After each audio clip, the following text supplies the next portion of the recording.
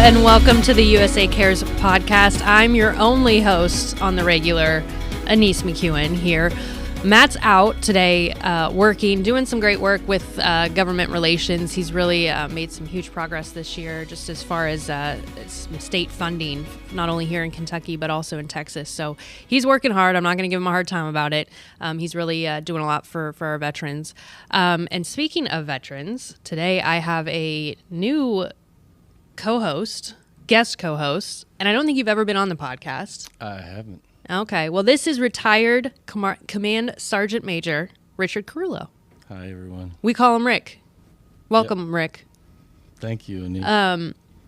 So he'll be co-hosting with me today, and I'm really excited about the episode today. But before we jump into that, just want to say a quick thank you to our sponsors, and Hardee's and Carl's Jr., McClellan Integrated Services, and all our great sponsors, not only for the gala, but all year round, that really allow us to do what we do.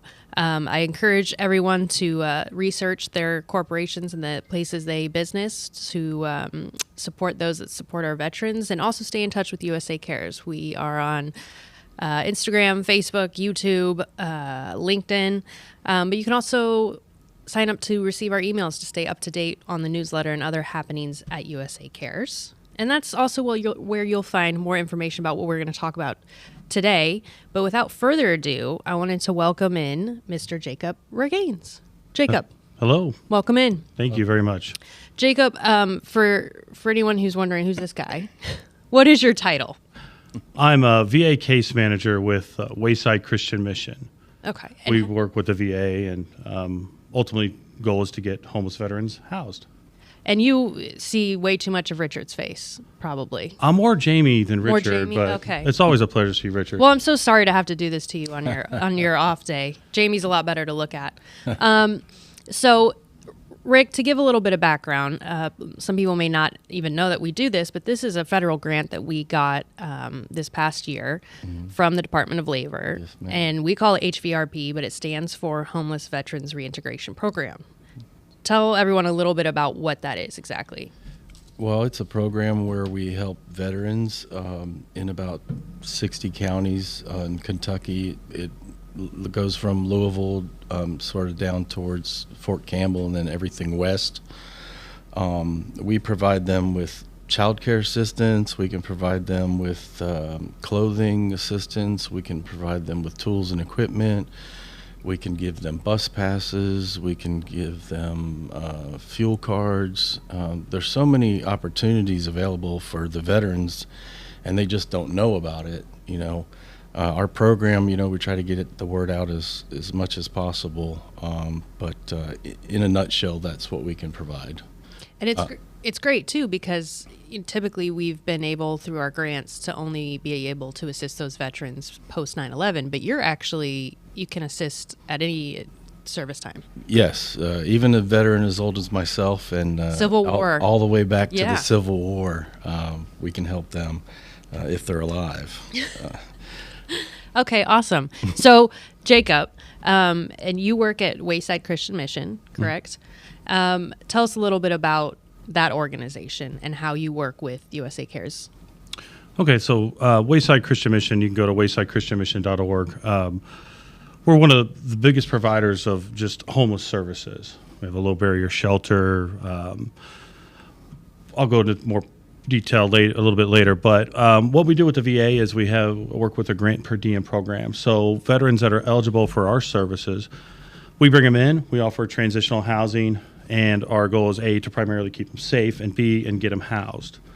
When they come in, they're in all kinds of different states. An example would be maybe somebody's going to come in literally with just a clothes on their back, have no identification or anything of that nature.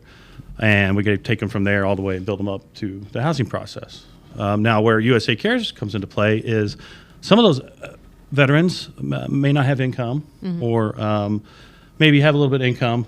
They're also looking for more money. And USA Cares has been a great partner in helping getting veterans not only jobs, but what I really like as part of what you guys help with is you set that veteran up for success. If they need boots or hard hats or tools or bus passes or scrubs or nice shoes, whatever, in the process, it's just been absolutely amazing.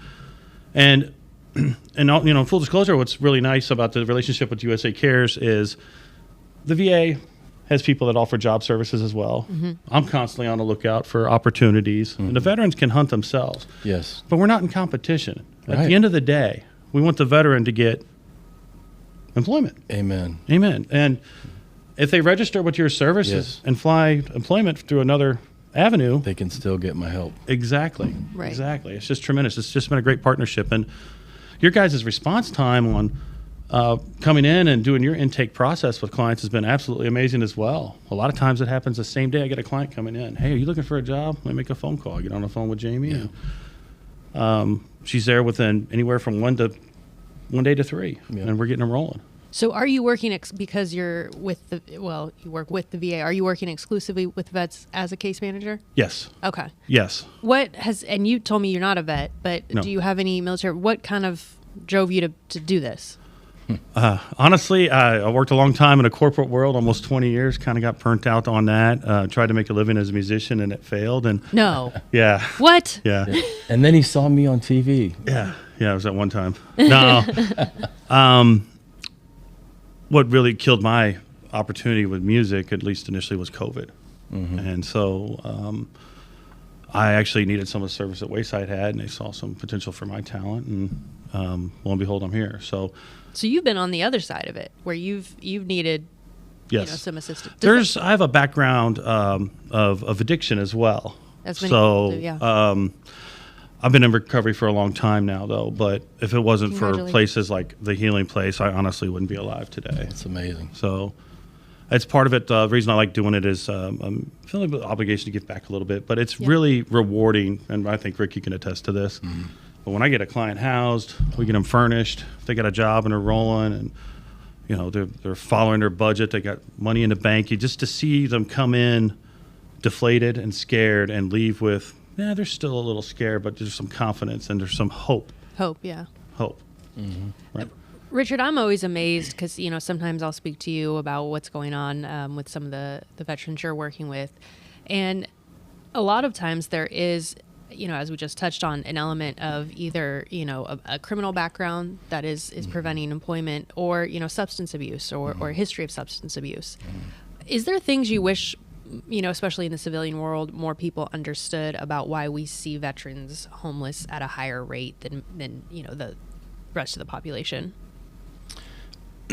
I think post-traumatic stress brings a lot of that. A lot of the clients that I get from Wayside and all of the other missions that we get people from, they have PTSD, they have other issues, that are preventing them from moving forward, I know I'm a little bit educated, and I like to talk about Maslow's hierarchy of needs. It's sort of a needs triangle, and at the bottom of it, it starts with shelter, food, water, health, things like that.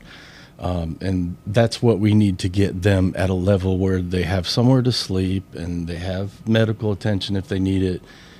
Only then can they truly go get a job, because if they got the job first, how could they focus on the other things and the job at the same time? It would be impossible. So, really what we're doing today is outreach.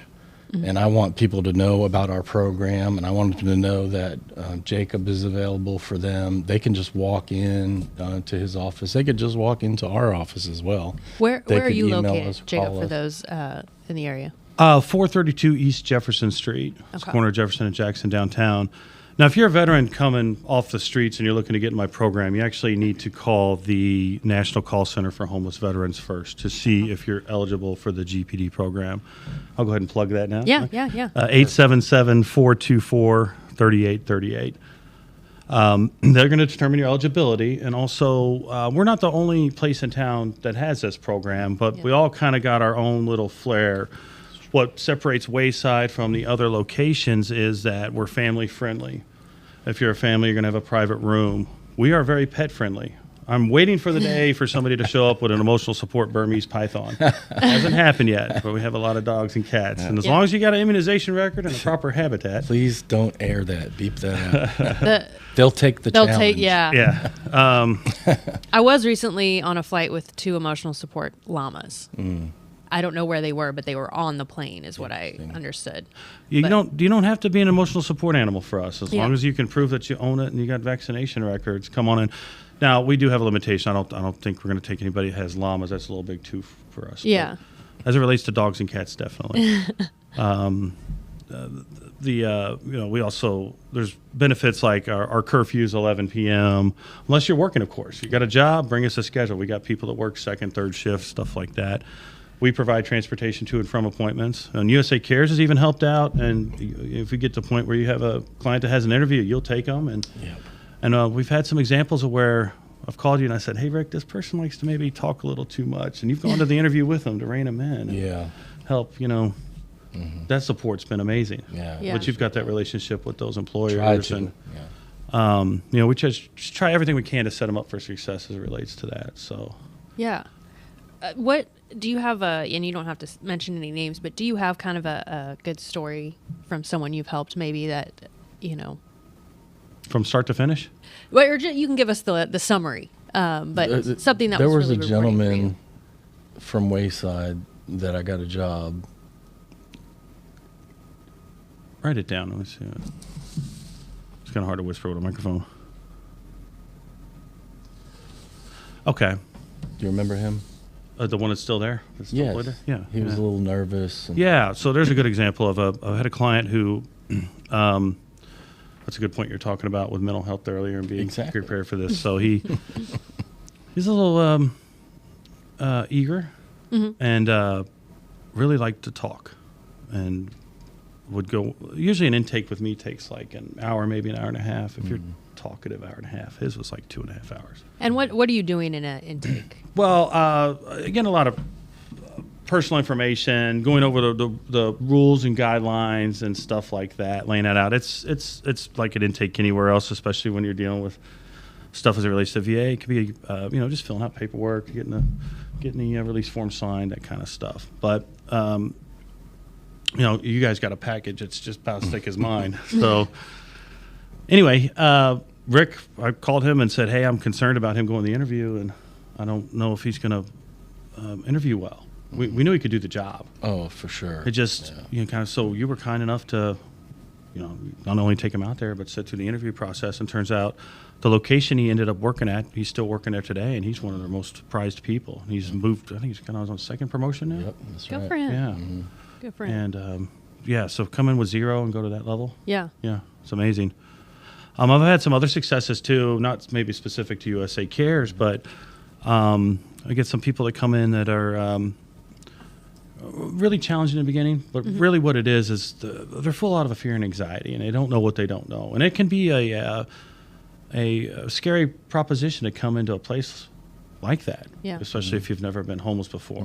Now, these folks aren't in our low barrier, but they're, in private rooms or semi-private rooms with at least one roommate. And it usually takes a couple of weeks for them to start to realize, hey, this is a safe place. Like when they come in and I'm doing an intake with you, the first thing I'm going to tell you is my primary responsibility is keep you safe. Right. Then we're going to get you housed. But how people got there differs wildly. And how people get housed differs wildly. But another person in particular had a lot of mental issues, and finally was able, after it took a couple months for them to get really balanced through therapy and medicine. And it was a glorious day when they got housed. They turned out to be one of my favorite people. At first I was like, okay, let's get through this. Handful, Yeah, no, just challenging. And it's part of being a case manager is trying to figure out how to relate to them. Oh, yeah. So we kind of, are steering in a proper direction as we go along. Some are more challenging than others. Yeah, that's the most rewarding part of the job, is when they start to function and doing everything right. That just makes you feel so good. What's been challenging for both of you, maybe that you weren't expecting it to be challenging? Well, from my end, it's individuals that have a criminal background. I'm not talking about, some overnights, but some clients that have done some time. And I'm surprised there's not as many second chance employers out there that are willing. But Rick is a guy that develops those relationships, and that's one of my more challenging things. Mm-hmm. What about you, Rick? Probably the same thing. The gentlemen that have, felony convictions in the recent, or they're just coming out of incarceration, and our program helps incarcerated veterans as they come out. In fact, we can help them up to a year before they're released, so that way when they get out, they go straight to housing and straight to a job, and there's a really quick transition that helps the transition go better, more smoothly, Is the difficulty in getting these companies, or maybe they just don't, is there policies sometimes where they don't hire? Well, there are some companies out there that they say, we are a second chance employee. That's sort of the word that they use. We're second chance employer. But different levels of second chance employer, whereas, if you have a misdemeanor or something like that, we'll overlook that as long as it's not something of a sexual nature or violent crime, something like that. And then there are other people that they just won't take anybody with a criminal record. Why should they? If they have one job and they put it out there and 100 people apply and 99 of them don't have a criminal record, then, unfortunately that's going to be a thing that they'll push you aside and they'll hire someone else. So.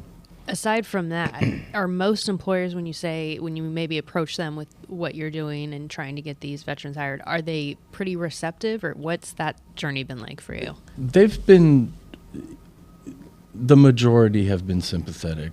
I'd say 75% of the people that I talk to have no issues, and in fact they have hired some of our veterans with criminal backgrounds.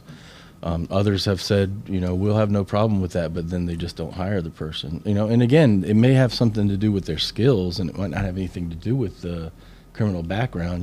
Their skills weren't as good as the other applicants. Mm-hmm. So I think in Louisville, they're very sympathetic. Yeah. Employers are. I don't have issues with any of them. I've had felons that did 18 years and just got released last year, and I've gotten them jobs at good companies in Louisville. Right. So what obviously we talk about this veteran homeless issue, which is it's up there with the veteran issue of just a nationwide problem. Mm-hmm. Is there anything, like these programs are great and what they do, but what would, in your opinion, in your experience, what might help some of those veterans, cut back on those rates that we're seeing of veteran homelessness? What do you think is kind of the difficult issue? And are you seeing it more with the older veterans versus the younger ones?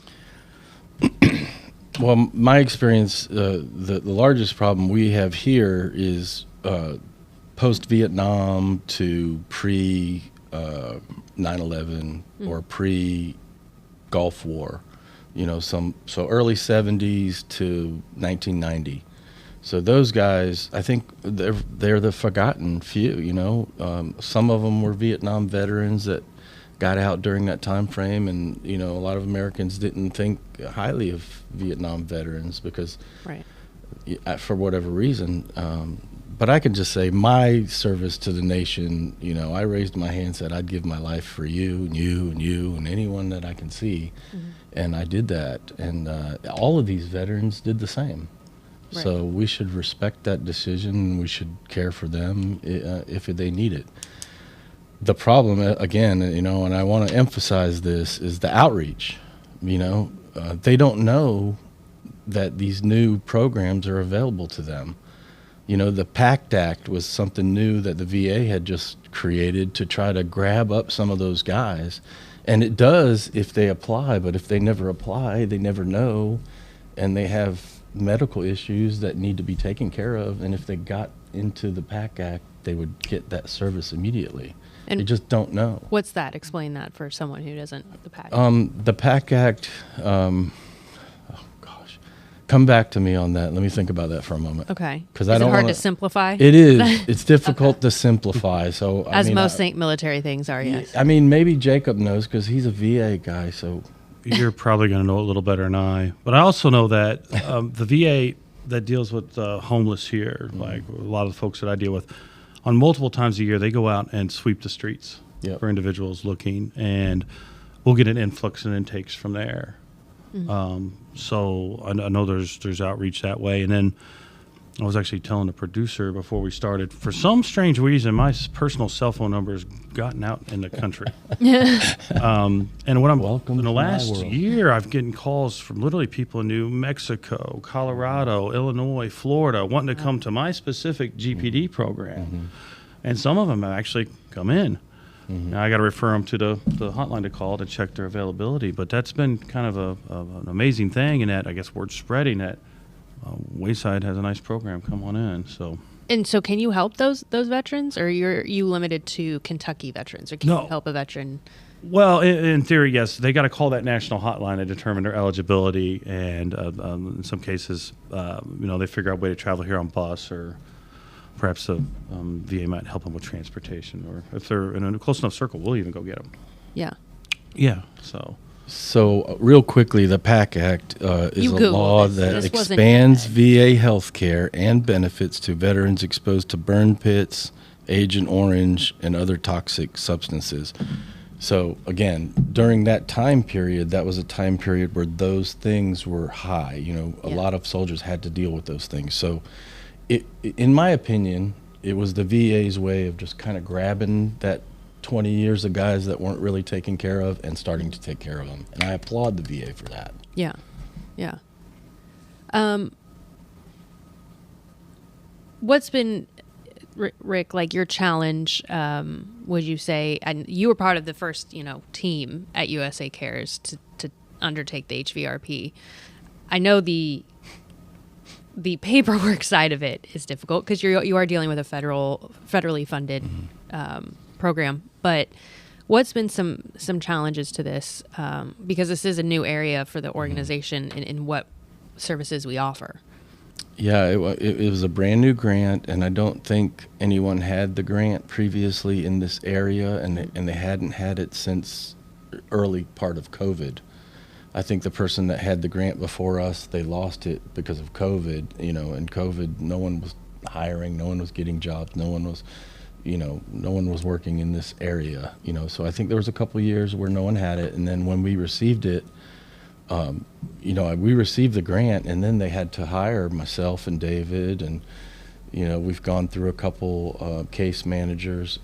Jamie, I'm not sure she'll be on camera or her voice being heard, but she's been She's shaking her head no. Nope. Amazing woman. She's really taking care of our veterans. But so the question, it's really, again, I keep going back to outreach. It was getting the word out to all of the employers throughout Louisville that we had the program, getting the word out to the Kentucky Career Center and making all the connections, getting together with the missions and things throughout Louisville, where there were homeless folks. Jacob's case, I think he just handles veterans, if I'm not mistaken, but I think there's other homeless folks there that are not veterans as well. It's not just a veteran homelessness issue, it's a big homelessness issue. And when we partner with these organizations and we finally get the veterans out, then that's what took a long time for us to get started in the program. So now I think we have these relationships with employers, we have the relationships with where a lot of the homeless veterans are being housed, so we can make those connections, and it makes the process a lot smoother. I think now we're, 10 times better than we were last year, right. And we're just getting stronger and stronger by the day. I have veterans that could call me and I can have a job for them the next day. Yeah. That's, unusual. Sometimes it takes a week or 2 weeks. Sometimes it takes a month. But as long as they focus on what I have them focus on, then they'll get the job, and, sky's the limit after that. What are some other things that Wayside does that are, outside of the veteran spectrum? Overwhelmingly, we offer men's, women's, family, and children's services. So those are homeless men, women, families, and children. And all this comes with case management. Again, the ultimate goal is to get them back to contributing, and being a member of society, getting them housed, and giving them that confidence that they can go back out in the world. We also offer a sober living program for men, women's, and couples. We're one of the few places that allow couples to come in. We have a work therapy program. Let's say you're somewhere in our building and you want to get back to work, but it's been a while.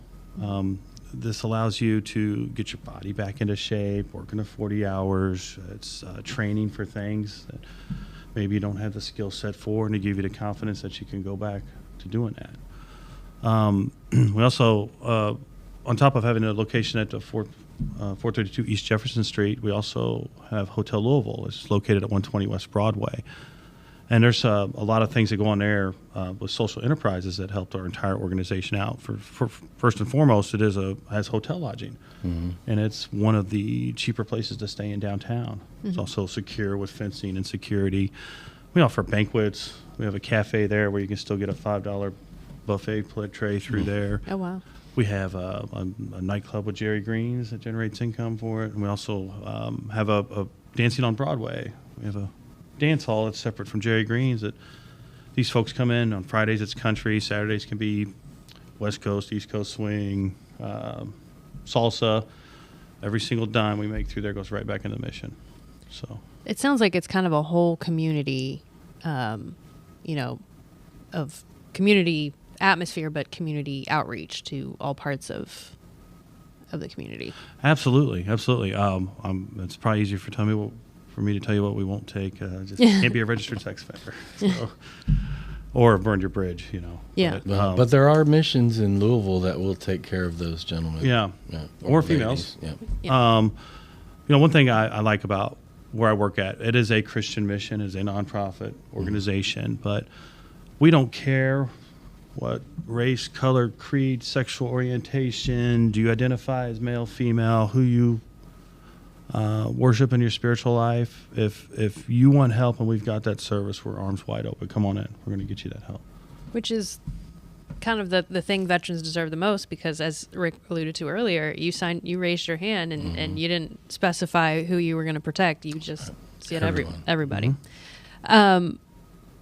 What if a lot of people say, well, I don't like giving my money to homeless people, or that I bring them meals or whatever. If someone really feels in their heart that they want to help the homeless community, what, in your opinions, are the best way for someone to do that? Not even just particularly veteran, but what is the most impactful way that people can help our homeless community? Can I ask you a question to clarify? Yeah. What do you mean by help? What action by the community, whether that's donations or volunteering or any of that, has the greatest effect and lends itself to you guys actually helping those people? All right.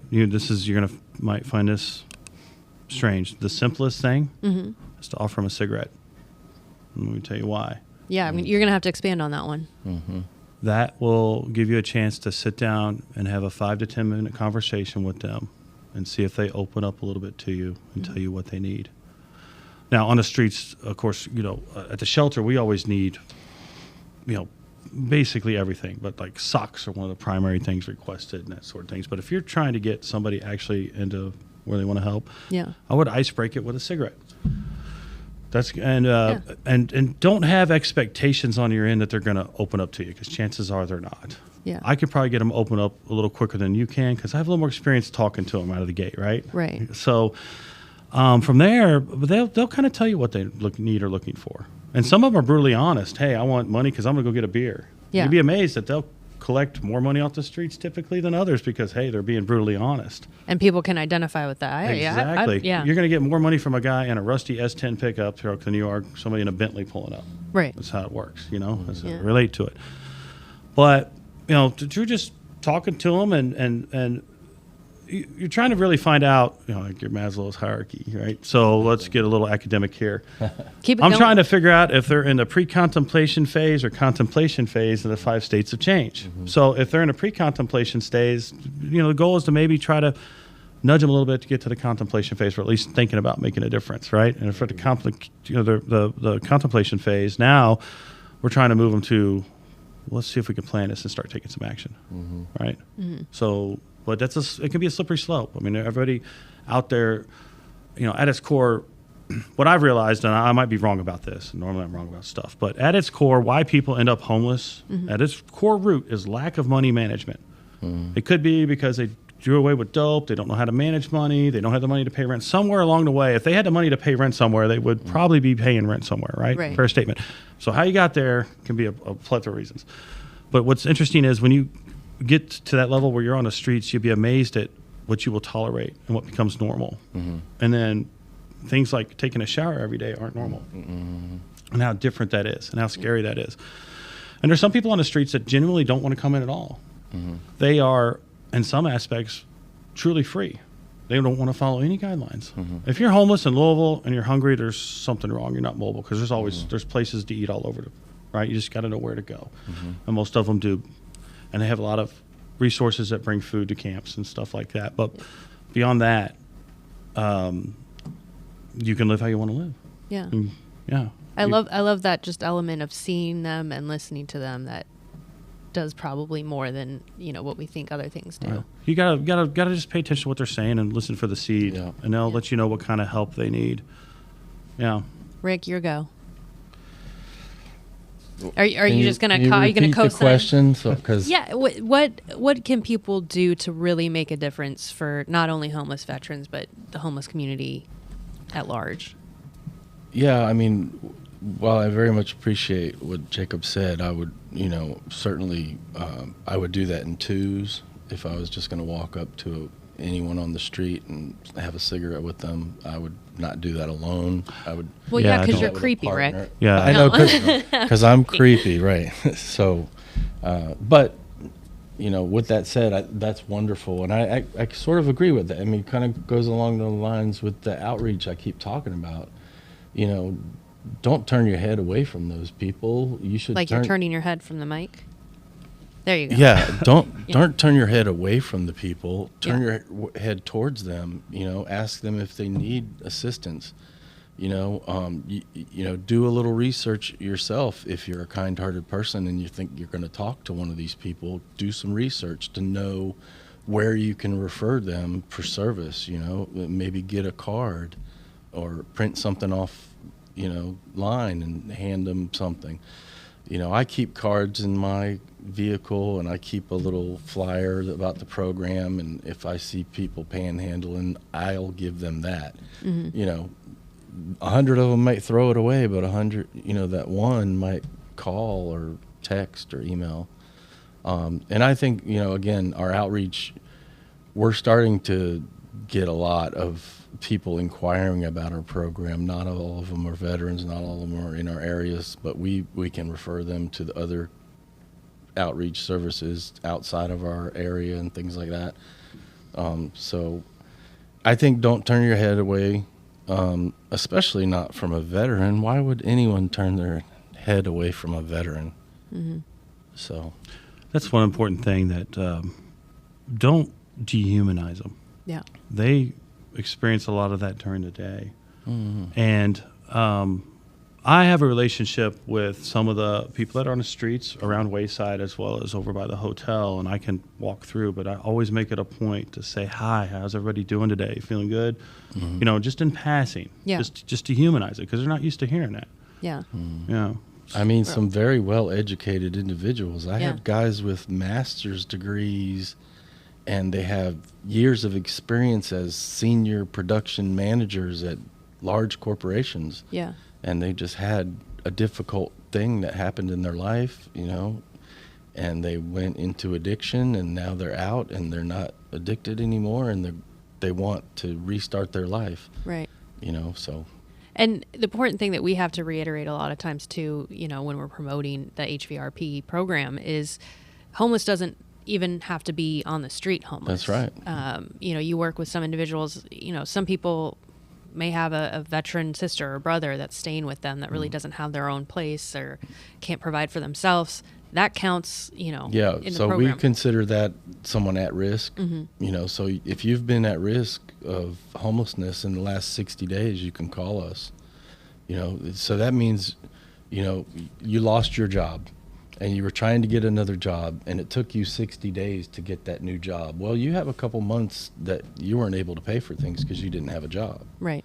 We have programs where we can refer you to them, and they can help you financially, and sometimes they can take care of all that for you, and then we can help you with your new job assistance. So that's awesome. For someone who is looking, I'm going to have both of you answer this. Someone who's looking and says, I think I could use some help from the HVRP program, or I want to, get in touch. How would they do that? And I'll have you go first, Rick. Well, I would go on usacares.org. It's right on our homepage. You could either click on the HVRP thing, or you can just say get help. There's a button on our main page that says get help, correct? Mm-hmm. You click on get help, you fill out the application. You can attach your DD-214, or if you don't have it and you need help getting it, you can just type in that you need assistance getting it, and someone will call you within 24 hours. Usually, it is within 24 hours, and they'll take care of you.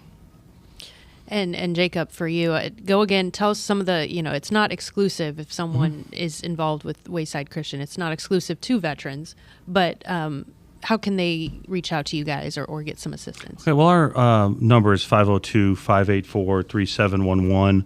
If you're just homeless, not even a veteran, and you're looking for a shelter to stay, I recommend calling the Coalition of the Homeless. That number is 502-636-9550. You can reserve a bed that way through the shelter. Again, if you're a veteran and you're interested in our GPD program, the Transitional Living, that number is the number for the National Call Center for the Homeless Veterans is 877-424-3838. And one other number I want to throw out there is the Veterans Crisis Line. Yeah.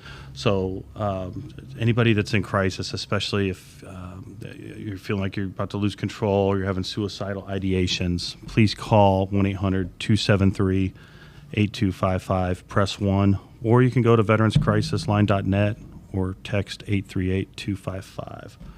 And I'll see if we can have our producer, Teague, add those into the podcast at the bottom for anyone who may need to see those numbers. But I appreciate both of you, what you do. Important work. I know it's, a lot of people who can, see that the homeless issue, not just here in Louisville, but across the country, you really sometimes feel helpless, and to know that there's programs that are doing things is heartwarming and provides that hope that, we all need. So thank you so much for joining me. Rick, I'll pull you back in anytime Matt's gone, because, hopefully his job's to go get money, your job's to spend it. Yeah. That's what right. We do here. Stop slacking. Yeah. Stop doing such a good job here. Thank you for the opportunity. Thank you very much. Absolutely. Great job, guys. We'll see you here next time on the USA Cares podcast. Thanks for listening.